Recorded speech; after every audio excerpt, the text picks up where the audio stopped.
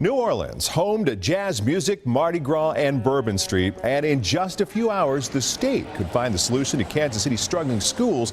Began there as well. Only on 41 Action News, Garrett Haake traveled to the Big Easy to find out if their formula could change education in Kansas City forever.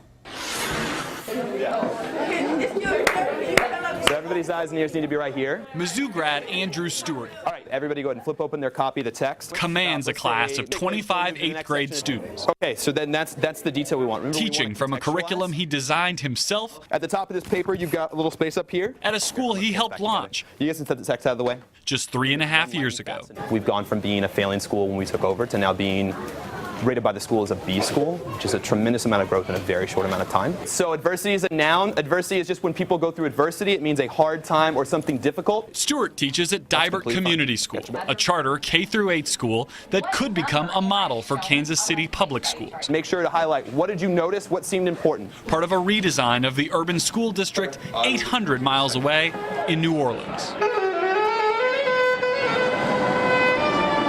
The so-called C-Trust plan to remake Kansas City public schools borrows heavily from the Big Easy's big turnaround of what was once one of the worst performing school districts in the nation. Right before the storm, it was just a horrific education experience in New Orleans. The damage here along the Gulf Coast is catastrophic. Hurricane Katrina forced reform on New Orleans, shuttering schools and scattering students.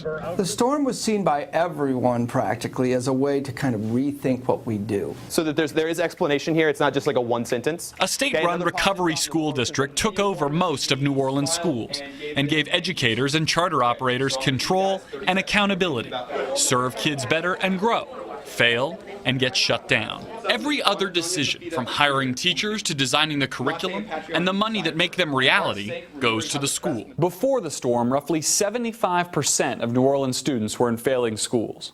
Now that number is just 17%. Whatever proportion of seats. Jay Altman grew his First Line Schools charter network from 2 schools to 5 and says the freedom to design schools to fit students is the key to First Line's success. For the most part, we get to operate like our own school district, and you can do that as a single school or, in our case, as a network of schools. The director of First Line's Arthur Ashe School agrees. With autonomy, we can just really create as much as we want, as much as our minds can allow us to just imagine. But state oversight means tough consequences for poor results. If the school doesn't produce, what happens? If the school doesn't produce, then we lose our jobs, technically. In New Orleans' model, parents can choose the school that best fits their child, no matter where they live. Ashe has lured parents and students from across the city with a focus on discipline and academic rigor. I think my favorite subject would be math. Cedric Van Pran's parents chose Ashe over his neighborhood school. He calls the 30-minute bus ride each way worth it. It actually felt like a home, like these teachers really cared about me. From Bourbon Street to Beignets, some New Orleans originals just don't transfer that well. So we asked the question, could what works for New Orleans schools work in Kansas City? Kansas City would have to modify. Every expert we interviewed said yes, with modification to fit Kansas City's unique needs. I actually think it can be duplicated. You know, we love our uniqueness in New Orleans. But at the end of the day, you know, the world is a very small place. And I think we're much more alike with whether it's individuals in Kansas City than we are different. Now make no mistake, the New Orleans model has more than its share of critics. Teachers who say it undervalues experience, parents who miss their neighborhood schools, and some educators who believe it undercuts the stability that children need. But more and more cities are taking a page out of New Orleans' playbook. And tomorrow, we'll learn if Kansas City will become the latest.